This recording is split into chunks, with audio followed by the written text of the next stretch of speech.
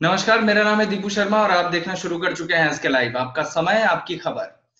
दर्शकों, इस वक्त एक बेहद जरूरी बातचीत के साथ हम जुड़े हैं। हमारे मेहमान हैं पराग विश्वास जी। सबसे पहले तो नमस्कार पराग विश्वास जी, स्वागत है आपका। नमस्कार नमस्कार। साथ ही मैं अपने दर्शकों को इस वक्त ये भी बता दूं कि लगातार कोरोना वैश्विक महामारी की वजह से ये जो चौथे चरण का लॉकडाउन चल रहा है, इसमें श्रद्धालु हों, छात्र हों, मजदूर हों, ये एक जगह से दूसरे जगह आप आ जा सकते हैं। सामान्य लोग भी एक जगह से दूसरे जगह आ जा सकते हैं। केंद्र सरकार की नोटिफिकेशन के हिसाब से 1 जून से लगातार जो रेल सेवा है वो शुरू हो जाएगी, वो निरंतर चलने लगेगी। हवाई सेवा जो है वो शुरू हो चुकी है। हालांकि हमारे नॉर्थ बंगाल में सेवा थोड़ी देर से शुरू हुई क्योंकि बंगाल में अम्फान तूफान का प्रभाव रहा। लेकिन इस वक्त ये देखने, सोचने, समझने और मंथन करने की जरूरत है कि आने वाले समय में स्थितियां कैसी रहेंगी। लगातार कोरोना के केसों में वृद्धि हो रही है। ऐसे में पराग जी, हम आपसे जो सीधे सवाल जानना चाहेंगे कि इस वक्त हमारा देश, हमारा जो मुल्क है, हमारी जो हुकूमत है, ये किस तरह से कोरोना वायरस से आने वाले समय में लड़ने के लिए नीतियां तैयार कर रही है। देखिए, फिलहाल जो स्थिति है, अंतर्राष्ट्रीय स्थिति के मैंने पहले बोलूं या देश के बारे में बोलूं? सर, आप पहले अंतर्राष्ट्रीय स्थिति के बारे में बताएं कि अलग अलग जो देश हैं वो किस तरह से हाँ, कोरोना से लड़ने की नीतियां बना रहे हैं, और उसके बाद ये बताएं कि हमारा जो देश है वो किस तरह से कोरोना से लड़ने की नीति बना रहा है। बिल्कुल। जी। सबसे प्रथम बात ये है, सबसे पहला चीज ये है कि दुनिया में संक्रमण कहीं पे बढ़ रही है, कहीं पे नियंत्रण में है और कहीं पे धीरे धीरे घट घट भी रही है। जी। लेकिन दुनिया की हुकूमत जो है, जितनी भी हुकूमत है, वो समझ चुके हैं कि आप लॉकडाउन के बारे में अभी तक कह रहे थे कि लॉकडाउन एक जरिया नहीं बन सकता है। और कई जगहों पर लॉकडाउन लोग नहीं मान रहे हैं। हम देख रहे हैं कि आवाजानी हो रही है, एक जगह से दूसरे जगह लोग आ जा रहे हैं क्योंकि रोक टोक घट भी गया है अभी। तो लॉकडाउन से कोरोना भागने वाली नहीं है। कोरोना कम से कम 2 से ढाई साल रहेगा, ये भी समझ चुके हैं लोग। 3 से 6 साल भी रह सकती है। हार्वर्ड यूनिवर्सिटी ने कहा है 2 साल। जी। हु ने कहा है सतर्क रहने के लिए, क्योंकि यूरोप अमेरिका में सेकेंड स्पेल सर्दी के मौसम में आ सकती है। जी। इसलिए आप देखिए सरकारों ने अपना रणनीति कैसे बनाया है। कोरोना से वो हट गए हैं, अपना नजर हटाने के लिए, लोगों का ध्यान हटाने के लिए, लोगों को वापस काम में लाने के लिए, उनका ध्यान बटा के रखने के लिए, उनमें डर घटाने के लिए और अपना अर्थनीति को पटरी पर लाने के लिए उन्होंने क्या किया है। जी। देश के प्रति भावनाएं जगाई जा रही है हर जगह पे। मिसाल के तौर पर नंबर एक, अब देखिए, अमेरिका, यूरोप के देश चाइना पे पूरा धमाका कर रहा है और चाइना को घेरने की कोशिश चल रही है, उसके खिलाफ मुहिम छेड़ चुकी है, उसे दोषी ठहराने के लिए। एक पूरे तरीके से चाइना को धमकाया जा रहा है। जी। यूएसए फिर देखिए अचानक करीब एक हफ्ते पहले रशिया को बताया कि 2003-4 साल का वो जो ओपन स्काईज समझौता है, ट्रीटीज है, जिसके जरिए आप रशिया के एयर में नहीं घुस सकते, वो कह रहे हैं कि अब हम नहीं मानेंगे। ये बहुत बड़ी चुनौती है रशिया के लिए, क्योंकि जब कभी भी अब रशिया में जा सकते हैं यूएसए, और उनका जो रणनीति है जमीनी और हवाई दोनों, वो जान सकते हैं। अंतर्राष्ट्रीय स्तर पर ये जोर का अफवाह है कि रशिया कई मुल्कों पर हमला करने की कोशिश कर रहा है, लेकिन अभी उनके यहाँ रशिया में संक्रमण का स्तर काफी बढ़ चुका है कोरोना का। अचानक देखिए, नेपाल हमारा दोस्त मुल्क था। जी। नेपाल बीच भारत के में कुछ मैं बीच विवादित में आपको थोड़ा सा आपको रोकना चाहूंगा। और ये भी मैं आपसे जानना चाहूंगा, हमारे दर्शक भी जानना चाह रहे होंगे कि हम लगातार देख रहे हैं कि भारत का जो स्थान है कोरोना के संक्रमण में वो 10वें नंबर पर है। लेकिन पराग जी, मैं आपसे ये जानना चाहूंगा कि जिस तेजी से, अगर हम ये जानना चाहें कि जिस तेजी से कोरोना संक्रमण फैल रहा है, कई सारे देशों ने इस पर लगाम लगाई है। संक्रमण फैलने में भारत कितने नंबर पर आता है, ये शायद दर्शक भी जानना चाहेंगे इस संदर्भ में। बिल्कुल संक्रमण फैलने में मैं वो संदर्भ में वापस आ रहा हूं, जी। जहां पर नेपाल ने इसी कारणवश भारत को दोषी ठहराया है कि जी। हमारे भारत में जो संक्रमण है उसका स्तर बढ़ रहा है और नेपाल में फैलाया गया है। और इसीलिए अचानक पता नहीं क्यों विवादित जो स्थल है, जिसको लेके दोनों कंट्री के बीच विवाद था, उसको वो अपना मानचित्र में दिखा रहा है। जी। भारत चीन का भी एक पहलू है। मैं आ रहा हूं, आपने अच्छा सवाल पूछा है। आप अगर देखेंगे दुनिया में, तो संक्रमण का स्तर में अभी मैं 10 नंबर पे भारत को नहीं मान रहा हूं, तीसरे नंबर पे मान रहा हूं। जी। उसका कारण यह है कि जो संक्रमण का स्तर है वो अमेरिका, रशिया, ब्राजील और भारत, ये 4 मुल्कों में बहुत ज्यादा हो रहा है। अमेरिका काफी हद तक हासिल कर चुका है कंट्रोल, लेकिन जी। रशिया, ब्राजील और इंडिया, इन तीनों देशों में बहुत ज्यादा जो संक्रमण का स्तर है वो काफी ज्यादा बढ़ रहा है। और यही कारण है शायद चीन भी, मैं कह रहा था ना कि ध्यान बटाने का कोशिश किया जा रहा है। भारत का पाकिस्तान के साथ देखिए कैसा रिलेशन बना है अभी, और भारत का देखिए चाइना के साथ कैसा रिलेशन बना है। चीन के सैनिकों के साथ काफी हाथापाई हुई है अरुणाचल प्रदेश में, सिक्किम में और पूर्व लद्दाख में। वहां पे लाइन ऑफ कंट्रोल भी क्रॉस करने की कोशिश कर रहा है चाइना, और बहुत ज्यादा डिप्लॉयमेंट हुआ है दोनों देशों के बीच। 6 बैठक हुआ है, लेकिन अभी तक कोई निष्कर्ष नहीं निकला है।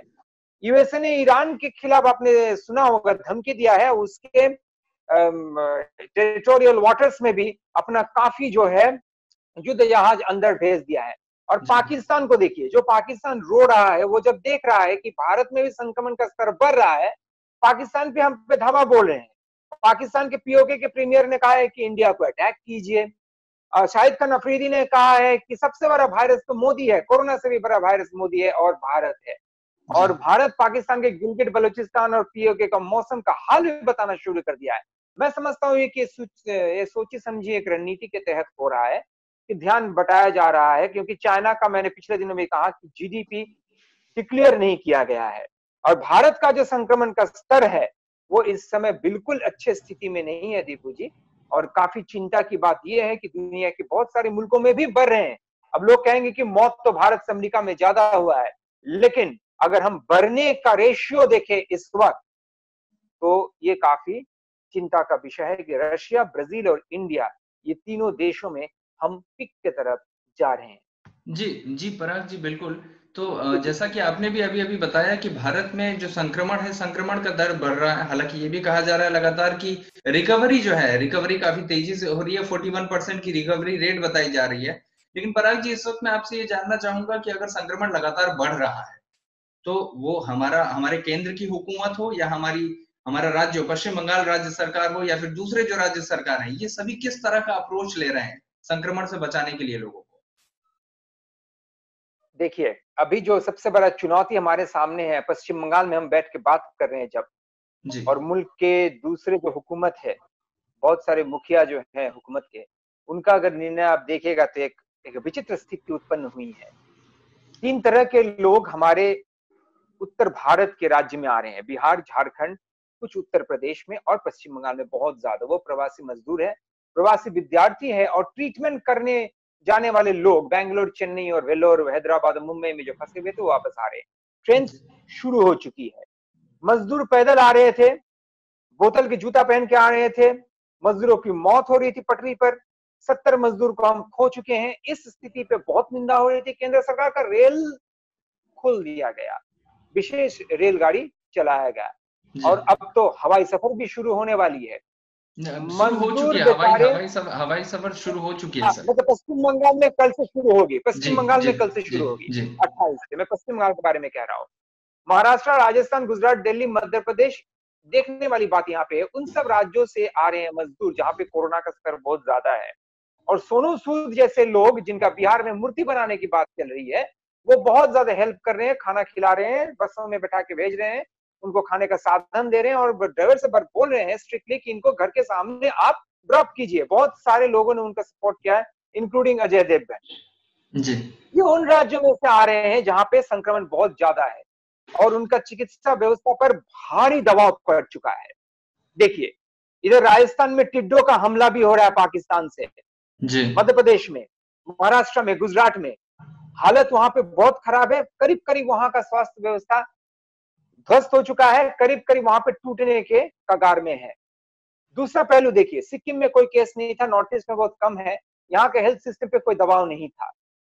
प्रवासी लोग एक्चुअली बिहार, बंगाल, झारखंड से आ रहे हैं, और वहां पे ये कहा जा रहा है कि वो काम के लिए गए थे, पढ़ाई के लिए गए, तो उन राज्यों के वो नहीं है, वो हमारे यहाँ के हैं। वोटर आईडी कार्ड, आधार कार्ड सब यहाँ के हैं, वो वहां से तो वहां के जो हुकूमत है, शायद वो ये सोचे, उन्होंने ये सोचा होगा, चीफ मिनिस्टर हमारे पश्चिम बंगाल के ने भी कहा है, शायद उन्होंने ये सोचा होगा कि हमारे यहाँ बहुत ज्यादा दबाव पड़ रहा है और ये हमारे यहाँ के लोग हैं नहीं, ये 2-3 साल के लिए आए हैं, तो इनको फिर वापस वहां पे भेज दिया जाए, क्योंकि ये प्रेशर वहां पे पड़ेगा। क्योंकि सिक्किम के हेल्थ व्यवस्था पे टोटल प्रेशर बिल्कुल ही नहीं है, कोई प्रेशर नहीं है, अभी वहां पे होना शुरू हुआ। गौरतलब ये भी है कि महाराष्ट्र का मुखिया कुछ दिन पहले कहा था उन्होंने मोदी जी से, वीडियो कॉन्फ्रेंसिंग में जी कि आप इतने आदमी को क्यों वापस भेज रहे हो हमारे यहाँ से, और हमको फैक्ट्रियां चलाने के लिए कह रहे हो, और वही आदमी भर भर के ट्रेन में पश्चिम बंगाल में मजदूरों को भेज रहे हैं। एक्चुअली इसको इवनली डिस्ट्रीब्यूट करने का रणनीति इरादा हमारे केंद्र सरकार के पास है, जिसका साथ ये सरकार दे रहे हैं कि हेल्थ व्यवस्था पूरा टूट ना जाए और एक समानता रहे। मैंने पहला 2 मई को या 3 मई को मेरी चर्चा में कहा था, आपको शायद याद होगा, कि हमारे इकोनॉमिक डेवलपमेंट में समानता नहीं है तो कोरोना में समानता लाया जा रहा है। सिक्किम में नहीं था, हो गया है। दिल्ली से आया हुआ विद्यार्थी देखिए, खोरीबारी, नक्सलबाड़ी, एनजीपी, सब बाहर से आए हुए लोग, इनको हो रही है। आज पश्चिम बंगाल के मुख्यमंत्री ने भी यही कहा है। मजदूर बिहार, यूपी, झारखंड, बंगाल से लौटे हैं, वे काफी तादाद में संक्रमित हो रहे हैं दीपू जी, 60 से 80%। आप पूछ रहे थे ना किस किस स्थिति में है संक्रमण, काफी तादाद में बिगड़ चुका है। और गौरतलब ये भी है कि महाराष्ट्र का एक लीडर, उन्होंने खुलेआम से ये कहा है बीजेपी का कि सिर्फ मुंबई में 15 लाख लोग संक्रमित है, लेकिन उनका कोई किसी ने चैलेंज नहीं किया है। मुझे लग रहा है, मेरा पर्सनल एनालिसिस ये है कि संक्रमण का स्तर जहां पे काफी कम है, वहां पे ज्यादा स्तर के लोगों को भेजा जा रहा है। एक तरह का रिवर्स ऑस्मोसिस किया जा रहा है। अगर आप विज्ञान के छात्र हो तो आप जानेंगे, ऑस्मोसिस एक प्रोसेस होता है, higher concentration to lower concentration, और लोअर कंसंट्रेशन में फिर वापस भेजा जाता है। तो ओवर ऑस्मोसिस किया जा रहा है, उल्टा इकोनॉमिक ऑस्मोसिस नहीं, फिजिकल ऑस्मोसिस हो रहा है। और इलेक्ट्रिसिटी जैसे इलेक्ट्रॉन हायर टू लोअर में जाता है, वैसे ही हायर टू लोअर में संक्रमण आ रहा है फैलाने का। हमको डंपिंग ग्राउंड बनाया जा रहा है साहब, हमको डंपिंग ग्राउंड बनाया जा रहा है। और पीएम मोदी जी का अम्फान के लिए दौड़ के आना पश्चिम बंगाल में, 1000 करोड़ का अनुदान घोषणा करना और ममता दीदी का भूरी भूरी प्रशंसा करना, कि अपने आप में ये बहुत तारीफ योग्य काम है जो ममता दीदी कर रही है। मैं समझता हूँ समझदारी के लिए इशारा ही काफी है, ये बहुत तात्पर्यपूर्ण है इस समय। और मैं क्या चाह रहा हूँ कि जो लोग ट्रीटमेंट करवाने गए थे वो तो वापस आ रहे हैं, समझ में आती है, मुख्यमंत्री ने भी कहा कुछ देर पहले।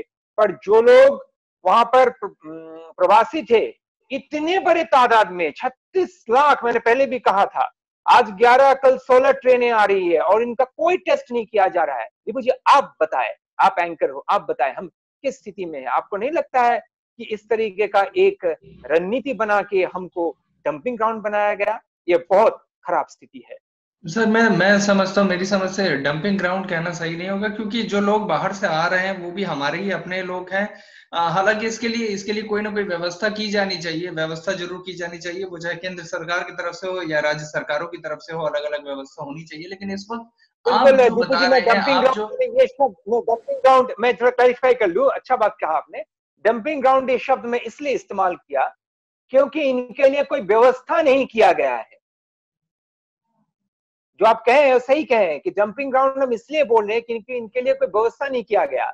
अगर उनको वहीं पर रख के उनका कोई व्यवस्था किया जाता, जब वहां पे चले गए, रोजगार वहां कर रहे हैं, तो ये पैरोकियल सोच क्यों कि बिहार के लोग हैं महाराष्ट्र में तो वापस चले जाएंगे, बंगाल के लोग हैं महाराष्ट्र में, वो they were contributing to the economic development of your बिल्कुल स्टेट। बिल्कुल और बिल्कुल जब जी, उनके पास बिल्कुल रोजगार नहीं है, आप उनको ट्रेन में धकेल के आप बोलेंगे क्या वापस चले जाओ, और वहां पे खान पान का कोई व्यवस्था भी नहीं कर रहे हैं आप, और यहाँ पे आके टेस्टिंग का व्यवस्था भी रेलवे नहीं कर रही है। ये तो डंपिंग ग्राउंड का स्थिति है देखो जी। जी बिल्कुल। और ये मैं समझता हूँ, इस तरह की स्थिति के लिए कहीं ना कहीं बड़े हद पे, बड़े स्तर पे केंद्र सरकार इस वक्त जिम्मेदार है, क्योंकि जैसी तस्वीरें लगातार देखने को मिल रही हैं, मजदूर खाने पर टूट पड़ रहे हैं, मारपीट हो रही है, ये स्थिति सच में बहुत मार्मिक है, बहुत भयानक है, बहुत दयनीय है, और इसकी आलोचना होनी चाहिए, इसकी निंदा होनी चाहिए, मैं समझता हूँ।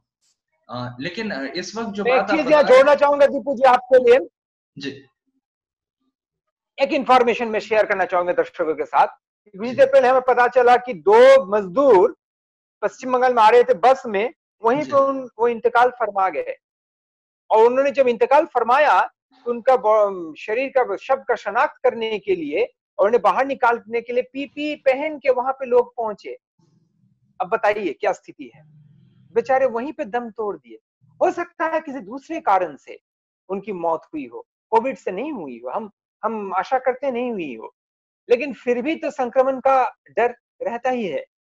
नहीं, लगातार इसके लिए तो एक बड़ी चर्चा होनी चाहिए, इसके लिए बड़ी चर्चा होनी चाहिए, क्योंकि लगातार जिस तरह से जुमलेबाजी आई है, जिस तरह से बातचीत की गई है केंद्र सरकार की तरफ से, वो चाहे रेलवे का 85% किराया देने को लेकर हो या ऐसे बड़े सारे अलग अलग मसले हों, कोई बुनियादी जमीनी काम नहीं किया गया है, ये सच है।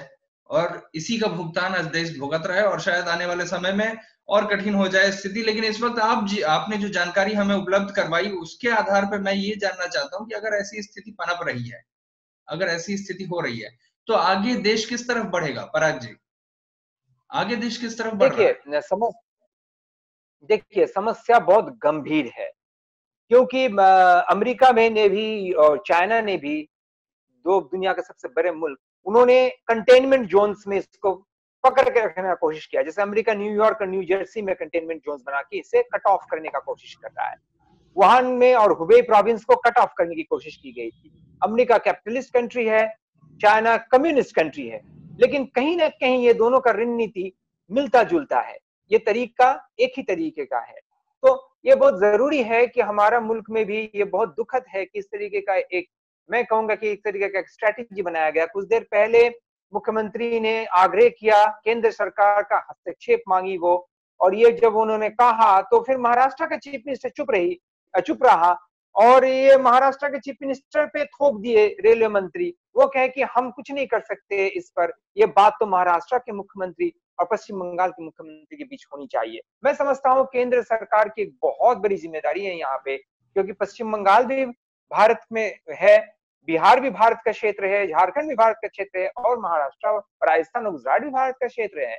इस तरीके से दोहरी नीति नहीं रखनी चाहिए मेरे ख्याल बिल्कुल से, ये बहुत दुखद है। बिल्कुल और नहीं ये अगर रखनी होता चाहिए, रहा, बिल्कुल नहीं रखनी चाहिए, और और होना ये भी अगर नहीं होता चाहिए, रहा इस पर तो बहुत बुरी, क्योंकि पराग और जी आप देखिए, संक्रमण बहुत बढ़ने का आशंका है सर।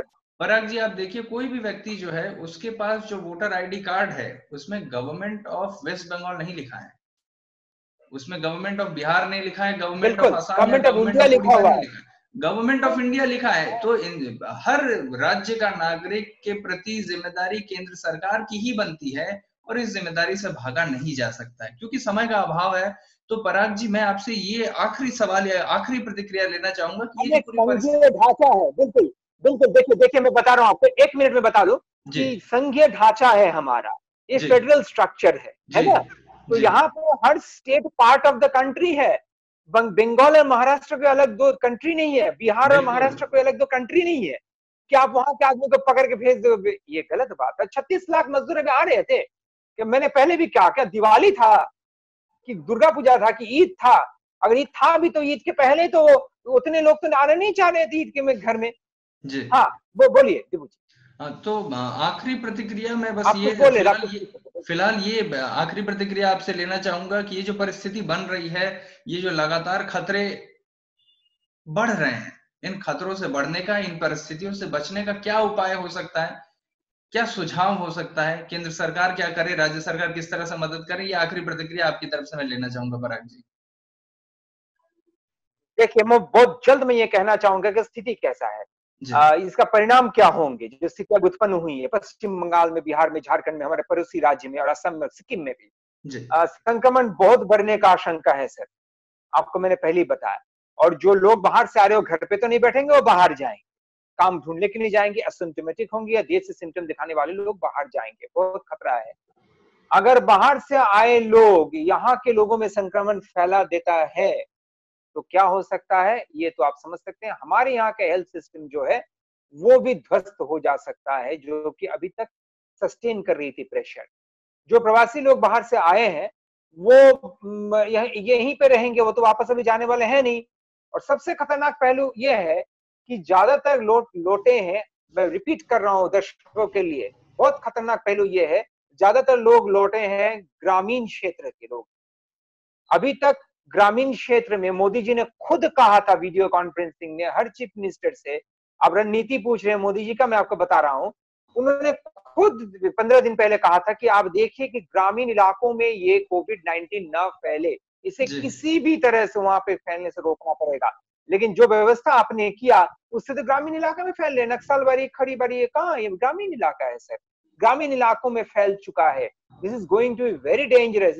इसको कंट्रोल करना, क्योंकि ग्रामीण इलाकों में मास्क, सैनिटाइजर, उसके बाद हर तरीके से बचना, वहां के पढ़ाई लिखाई के स्तर कम होते हैं, लोग उतना बड़े परिवार से आते भी नहीं, पढ़े लिखे भी नहीं होते हैं, उनका माली हालत भी अच्छा नहीं होता है कि उस तरीके से अपने आप को प्रोटेक्ट करे। वो डरे हुए रहेंगे, सहमे हुए रहेंगे, स्तर इसका संक्रमण का और बढ़ सकता है। गांव में लोगों का विश्वास टूट जा सकता है। सबसे बड़ी चीज है मनोवैज्ञानिक दबाव में विश्वास। इससे पहले भी खुदकुशी हुई है गांव के इलाके में, साउथ बंगाल में। अब देखिए दो दिनों में इतने सारे संक्रमण बढ़ गए हैं हमारे यहाँ। तो सबसे बड़ी चीज है कि सरकार, मैं एकदम जल्दी में आपको बता रहा हूँ, in very short, to cut a big story short, लोगों को सतर्क, सजग और सचेत रहना पड़ेगा और सावधान रहना पड़ेगा। ये तो लोगों का बात थी, लोगों को ये रहना पड़ेगा। और सरकारी तौर तरीके से ये देखना पड़ेगा कि सरकारी, गैर सरकारी, सामाजिक संस्थानों को अब राहत सामग्री देने के साथ साथ लोगों में जागरूकता पैदा करने का भी काम युद्ध स्तर पे करना पड़ेगा, वार फुटिंग तक करना पड़ेगा।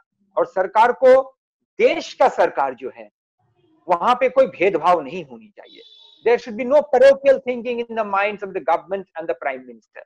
That is what I think. वो बिहार के मजदूर है, गरीब है, खोड़ीबारी के मजदूर है, गरीब है, तो हम उसको बस में, ट्रेन में लाद के भेज देंगे ना, उनका थर्मल चेकिंग करेंगे।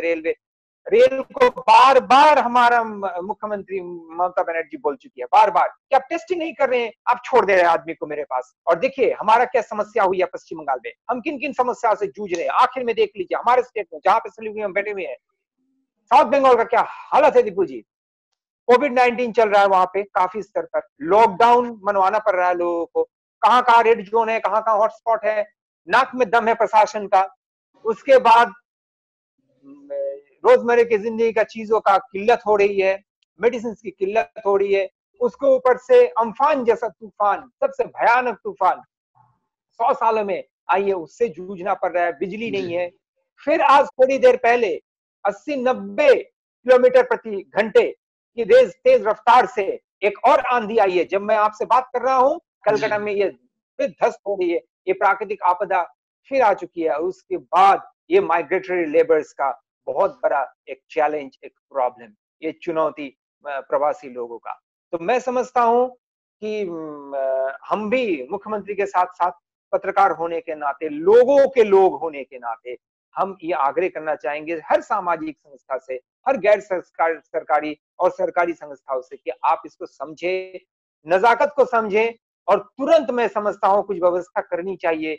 ये जो प्रवासी लोग आ रहे हैं एक जगह से दूसरी जगह तक, मुख्यमंत्री ने बहुत अच्छा कहा कि वहां पे घट जाएगा और हमारे यहाँ बढ़ाएंगे, ये तो सही बात नहीं है। हम कैसे टैकल करेंगे? और देखिए कितना चीज हमको टैकल करना पड़ रहा है पश्चिम बंगाल में। मैं समझता हूँ हमारे वजीर आजम को बहुत जल्द इस पर कोई पहल करना चाहिए, इस पर गौर करना चाहिए। जी बिल्कुल। और आज क्योंकि समय की सीमा है और ये जरूरी बातचीत इस वक्त जरूरी थी ताकि लोगों तक पहुंचे, और आज की बातचीत से मैं अपने दर्शकों को ये बता दूं कि यही मसला, यही मामला सामने निकल कर आता है कि सचेत रहें, सजग रहें, सावधान रहें, तभी आप अपने आप को और अपने परिवार को, अपने समाज को सुरक्षित रख सकते हैं।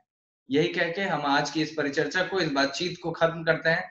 पराग जी, आपका भी बहुत बहुत धन्यवाद हमारे साथ जुड़ने के लिए और हमें जानकारियां उपलब्ध करवाने के लिए। और हम अपने दर्शकों से इसी के साथ शुभ रात्रि कहते हुए अलविदा लेते हैं। नमस्कार, जय हिंद। नमस्कार, जय हिंद, धन्यवाद। आपके विजुअल एडवर्टीजमेंट के लिए एसके लाइव ही बेस्ट ऑप्शन है। एसके लाइव का इस क्षेत्र में 24 घंटा टेलीविजन, एंड्रॉइड ऐप और वेबसाइट पर प्रसारण होता है। सोशल मीडिया पर भी हम उपलब्ध हैं। हमारी व्यूवरशिप 9 लाख से अधिक है। सिक्किम, हैथवे और NXT डिजिटल पर, दार्जिलिंग और कालिम्पोंग में दोनों हैथवे और CCN सेटअप बॉक्स पर, क्लामपुर से लेके मैनागुड़ी हैथवे पर, सिटी केबल पर सिलीगुड़ी और आसपास, नक्सलबाड़ी से पानी टंकी तक NXT डिजिटल में। तो सोचिए नहीं, कॉल करें 790855430808।